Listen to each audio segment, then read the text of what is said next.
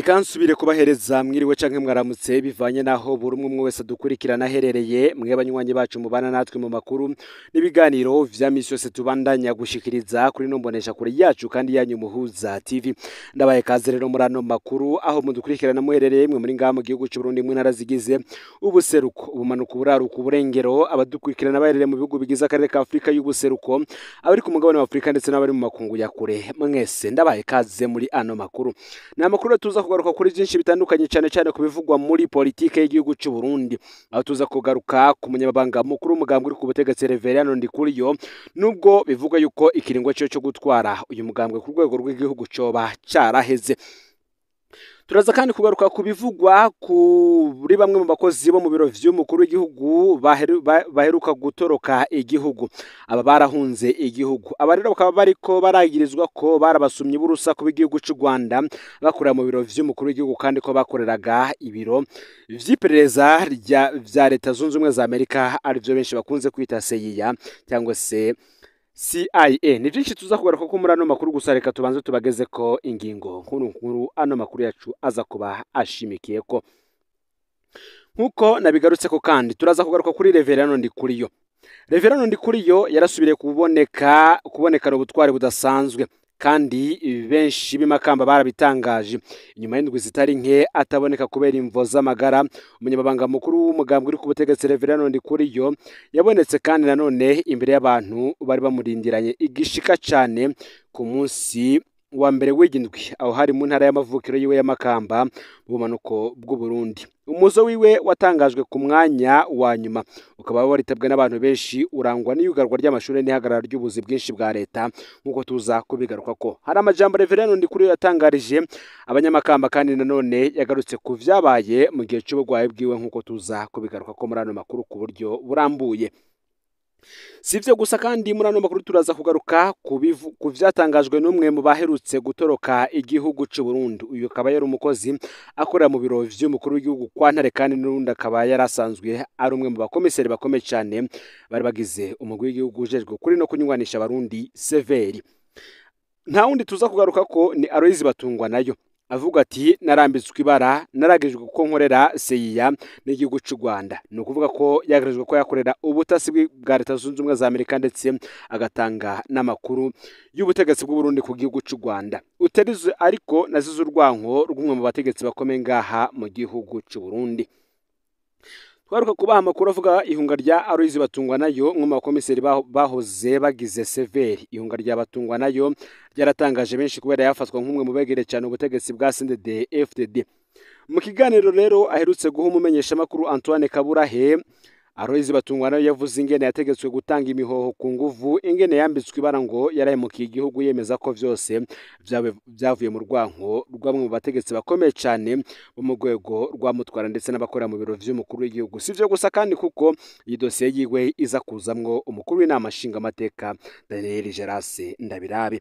Nuze gushikanwa n'ano makuru rero reka tugire tuza tuyabageze ko mu buryo bw'idonido gusa ufite subscribe niba utari wafite ko kugira ngo utoja ucikanwa na dushikiriza Umuhuza TV rero ndabaye kaze muri ano makuru. Reka nkuko nabitanguriye ko tubitangurire ku nkuru ivuga kuri Reverend Ndikuriyo. Umunyamabanga mukuru w'umugambwe uri ku butegetsi CNDD-FDD nyene iteka Reverend Ndikuriyo yarasubiriye kugaragara inyuma y'igihe kinini atagaragara. No kuvuga kuva mu kwezi kwa Nzero kugeza kuri uwo munsi. Reverend Ndikuriyo rero yasubiriye kubonekana ubutwari budasanzwe abandi bakavuga ko boba barahatiwe kuja kumuraba muri iyi ndwi. Inyuma y'indwi rero zitari nkataboneka kubera imvo z'amagara, umunyamabanga mukuru wa CNDD-FDD Reverend Ndikuriyo yabonetse imbere y'abantu bari bamurindiranye igishika mu ntara y'amavukiro yiwe y'amakamba. Ngo nimba abamushigikiye bashima kugaruka kwiwe nk'insinzi, abandi baragaye ukuntu inzego zakoreshejwe nabi kugira ngo abantu baje kumwakira. Ngo ryari ikaze ryiza cyane, abandi bakavuga ko ryari ikaze ryategetswe. Kuva mu gatondo ka kare amabarabara ahuza Gitega, Rutana n'Amakamba yarashwawe n'abanywanyi b'umugambwe uri ku butegetsi CNDD-FDD ndetse n'imbonerakure bashira mu ngiro ivyo ngo bari bategetswe n'umugambwe uri ku butegetsi. Abanyeshuri n'abakozi ba leta basabwe kuva mu mashure baja gufashanya n'abandi. reka dutangurire kuri ibi bivugwa n'uyu mwigisha. Uti batubwiye ko ari itegeko nge tutaza twako guhabwa ibihano vyavuzwe n'umwe mu bigisha atarashimye kwivuga izina. Uyundi ati ari mfize ikibazo cy'ibiharuro uwo munsi, ariko umuyobozi yatubwiye ko cigijwe imbere kuko tegezwa kuja kwakira Reverano Ndikuriyo. Uti sintahura igituma. Uyu ni umunyeshuri gusa nanone ku ruhande rwabo abayoboke ba Reverano Ndikuriyo ndetse n'umugambwe uri ku butegetsi CNDD-FDD barashigikiye rwose ivyabaye. Uti niteka kumwakira inyuma y'iki kigeragezo cyabaye yatanze vyinshi cyane ku gihugu, arakwiye rero uko gushigikirwa. Niko vyavuzwe na Deo umunywanyi wa CNDD-FDD yavuye mu ntara Rutana mu bumanuko bushira ubuseruko bw'u Burundi agiye kwakira Reverano Ndikuriyo mu ntara yiwe y'amavukiro y'Amakamba. Abantu bose bakoraniye ku kibuga ca Ndikuriyo i Makamba aho yafashe ijambo imbere y'abantu benshi baryohewe. Ni ijambo kandi benshi bavuga ko ririmwo amabanga kandi nanone rinyegeje ukuri kwinshi. Mu majambo yiwe Reverano Ndikuriyo yaravuze ivyaciyemwo igihe yaragwaye, ariko akoresha imvugo iyobeye. Uti naciye mu bihe bigoye cyane, naramaze indwi zitatu ndi hagati y'ubuzima n'urupfu, ariko Imana yaranyongereye amahirwe yandi. Yaravuze kandi ivyiyumviro vyamugaruka murantunge. Yaravuze kandi ivyiyumviro vyamugarukamwo nk'indoto igihe yarakigwaye. Uti mu vyari bimuhagaritse umutima harimwo cyane cyane gukoranya imbonerakure, intambara muri Kongo no gutegura igikombe citirirwa Nkurunziza. Uti ndashaka ko iki kintu kiba naho hoba intambamyi zimeze gute. Hari abashaka kubihagarika ariko ntibazobishikako, hagati yo gushigikira no kunegura. Naho rero abayoboke biwe bashima kugaruka kwiwe, bamwe mu basesanguzi mu vya politike bakabona ko ico kintu ari ukwerekana inguvu ziharuwe. Umuhinga mu vya politike wo mu Burundi ati iyi nzira igamije gusubiza umutima mu nda abayoboke biwe no kwemeza ko agifise ububasha mu vya politike mu gihe hariho ibihuha vyavuga ubugwayagoye bwiwe. Abandi banegura ingaruka ivyo bikorwa bigira ku buzima bw'abanyagihugu. Ni mu gihe umwigisha umwe wo muri Makamba anegura ati birateye isoni ko abanyeshuri bakugwa mu mashure kubera ibikorwa vy'umugambwe, ariko ku ruhande rwa CNDD-FDD ivyo bivugwa vyose bo baravyamirira kure. Reverano Ndikuriyo rero akaba asubiriye kugaragara mu gihe yaramaze igihe kinini cyane atagaragara kubera ikibazo cy'ubugwayi yari afise. Akaba kandi hari n'andi makuru tukiriko turatohoza ko avuga kuri ubugwayi bwa Reverano Ndikuriyo ndetse n'amanama yoba ariko arakorwa muri no minsi kugira ngo barabe uwuzosubira guhabwa ikibanza cyo gutwara uyu mugambwe ku rwego rw'igihugu, no kuvuga nawe akawurongora mu kiringo c'imyaka 5. ashobora gusubira Reverano Ndikuriyo canke se Reverano Ndikuriyo agasubira n'umugambwe, ariko nanone akagira vyinshi akumirwa ko. Vyose rero muraza kuvyumviriza mu nkuru yacu tuza kubageza ko mu nyuma. Nkuko kandi bigarutse ko mu mfunyafunyo, reka tugaruke kuri umwe mu bategetsi bamaze igihe gito batorotse, bakaba bari bajejwe amabanga hambaye cyane mu biro vy'umukuru w'igihugu ndetse no mu rwi w'igihugu uje gukuri no kunywanisha abanyagihugu severi. Aloyizi Batungwa umwe muri bo rero yarashimye gushinga intahe yiwe. Aloyizi Batungwa nayo ati narambitswe ibara, utinagirijwe ko nkorera seya ndetse n'igihugu cy'u Rwanda, ariko nazize urwanko rwa komiseri Ndayicariye. Hari inkuru twigeze kubashikiriza yavuga ihunga rya Aloyizi Batungwa nayo, umwe mu bakomiseri bahoze bagize umugwi severi. Ihunga rya Batungwa nayo rero ryaratangaje benshi kubera yafatwa nk'umwe mu begereye cyane ubutegetsi bwa CNDD-FDD. Nkuko twabigarutse ko mu kiganiro yaherutse guha umumenyesha makuru Antoine Kaburahe, Aloyizi Batungwa nayo aravuga ingene yategetswe gutanga imihoho ku nguvu, ingene yambitswe ibara ngo yarahemukiye igihugu, yemeza ko vyose vyavuye ku rwanko rwa Petero Karaveri Ndayicariye atwara umurwi w'igihugu severi.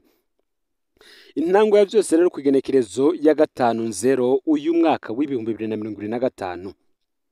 Aloyizi Batungwa nayo avuga ko yahamagawe ku telefone na Geras Daniel Ndabirabe atwara inama nshinga amateka ku munsi w'Imana hari igenekerezo ya 5/0 uyu mwaka. Ndabirabe yamutegetse kumwitaba mu gitondo cyo kwigenekerezo y'7/0 uyu mwaka. Agize rero ngaritaba uyu Aloyizi Batungwa nayo avuga ko yatangaye cyane asanze n'icegera cy'umukuru wa severi Clement Noah Ninziza yari yatumwe ko. Aba bose bakiriwe na Geras Ndabirabe isaha 3 z'igitondo. Aloyizi avuga ko Ndabirabe yari yarakaye cyane bidasanzwe. Mu kiringo c'amasaha 2 yarabatutse bidasanzwe. Batungwa nayo ni nziza mu kubita abahemu. Ngo yakarira cyane ngo yari Aloyizi Batungwa nayo. Uti uri umuhemu, turabizi byose, ukorera abakoroni, utanga amaraporo mu bazungu, wavuye muri societe civile none ubandanya gutanga amakuru. Wama i Buraya, wama muri Amerika, ukorera abanyamerika, ukorera urwego rw'iperereza rwa Amerika, kandi nanone ugakorera igihugu cy'u Rwanda mu kubasumira urusaku. Aloyizi Batungwa nayo akavuga ko yavuye muri iyo mubonano yumiwe. Izo ngendo bamwagiriza nazo akavuga ko zose yazikoze afise uruhusha rwa Petero Karaveri Ndayicariye, kandi ko atashe yatanga raporo y'urugendo yaba avuyemo kuri iyo migabane. Geras Ndabirabe ngo ntigeze ashaka kumva insiguro za Batungwa nayo, ahubwo yamwise inyanka Burundi, umuhemu abereye kuba mu munyororo. Harasubire kandi haraba umubonano wa kabiri wabaye ku igenekerezo 11/0 uyu mwaka. Nanone ku igenekerezo 11/0 uyu mwaka w'2025 Geras Ndabirabe yatumye ko abagize Severi bose harimo na Petero Karaveri Ndayicariye. Ndabirabe yagiye arakira umwe. Ndayicariye ni nziza na Batungwa nayo yabakira ari kumwe n'ivyegera vyiwe hamwe n'ufata icegeranyo. Aloyizi Batungwa nayo avuga ko Ndabirabe yasubiriye kumwagiriza ivyo yari yamwagirije bwa mbere. Yongera ko hari ibikorwa akorana na kaminuza Illinois muri Amerika bijanye no guhakana raporo ya Severi. Niko kumwita ko ari inkozi y'ikibi yaguzwe n'abanyamahanga, acamo urupapuro ngo asinye katanze imihoho. Aha rero Batungwa nayo yaravyanse kubera vyari bitandukanye n'amategeko agenga Severi. Aloyizi Batungwa nayo akavuga ko yatewe ubwoba mu biro vya Geras Ndabirabe. Uti uvyanse nzomenya uko ndabigenza kundi. Aloyizi akavuga ko yaciye yemera kwandika katanze imihoho kubera bitegetswe. Ndabirabe aravyanka, amubwira ko ategerezwa kwandika ko atanze imihoho kubera imvuzi muvuye ko adashinye kuvuga. Atemwereka uko Clemanoa ni nziza yari amaze kwandika arasinya. Aha rero niho bahavuye bemeranya ko yandika gusa ko atanze imihoho. Aloyizi Batungwa nayo akavuga ko Geras Ndabirabe yamusavye ko ivyo bintu bizoguma hagati yabo, ko bitazovugwa. Reka tugaruke kandi kuko utumvikana kwabayeho hagati y'abakomiseri babiri na Petero Karaveri Ndayicariye abatwara. Aloyizi Batungwa nayo akavuga ko vyose vyavuye kuri Petero Karaveri Ndayicariye. Akavuga ko imigenderanire yabo yari yarabaye mibi cyane. Ndayicariye yagiriza Batungwa nayo ko yama mu manama atabimenyesheje, ariko ivyo Batungwa nayo arabibeshuza. Avuga kandi ko bapfuye kuba Batungwa nayo yarasavye ko abantu Severi yagiriza amakosa ko botumwa ko bagatanga umuco kuvyo bagirijwe. Aho yaratanze n'akarorero ka Gabriel Mpozagara yari umushikirizamanza mukuru wa Repubulika mu mwaka w'1969 no mu mwaka w'1973. Hakazaho kandi Artemoni Simbananiye akunze kwagirizwa ico bita Plus Simbananiye.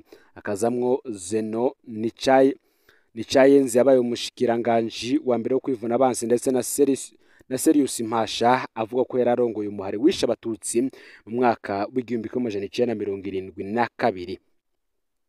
Aloyizi Batungwa nayo akavuga ko Petero Karaveri Ndayicariye yagumye yanka ko abo bantu babazwa. Batungwa nayo akaba atarigeze atahura ingene Severi yubaka kwagiriza abantu ivyaha bikomeye cyane mu gihe yanse kumviriza ico nabo babivuga ko. Aloyizi Batungwa nayo yavuze kandi ko yagerageje ibishoboka byose kugira ngo ashobore kumvikana na Petero Karaveri Ndayicariye, ariko ko vyanse. Ngo barahuye haraba n'umushinga ntahe abaje hagati, ariko nta cyahindutse. Ivyashikiye Aloyizi Batungwa nayo rero benshi bakavuga ko iki gikwiye kubera icigwa gikomeye abakorera leta ndetse na bamwe mu bategetsi bakomeye cyane. Ni kenshi amashiramwe menshi yagiye arabivuga ko cyane mu ntwaro y'akarenganye nta muntu n'umwe abakingiwe. Ngo intwaro itagendera ku mategeko uwo ari we wese aragira umwanya wo kurenganywa. Ni ikibazo cy'umwanya gusa. Ngo ivyaha vy'agacamutwe Aloyizi Batungwa nayo yagirizwa ni benshi bahunze imbere yo bagirijwe ivyo nyene. Ntibigeze bahabwa akanya ko kwisigura, hafashwe ingingo zo kubica gusa. Kumbure Aloyizi Batungwa nayo ngo nawe yarabaye mu bibaza ko bahamwa abo kubera ko bitwa abansi b'igihugu, kugeza nawe yisanze ari umwansi w'igihugu.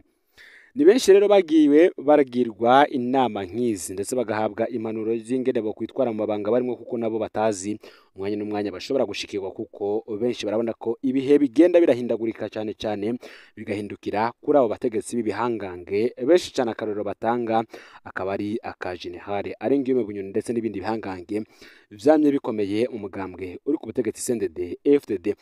Rero amakuru yaragizwe uko muri kano kanya ufyende subscribe canke sabone niba utari wafyenda ko kugira ngo tuje turabana mu makuru n'ibiganiro tubageza ko Numuza TV rero Imana bahezagire ibikorwa vyanyu vya misi yose muriko murakora.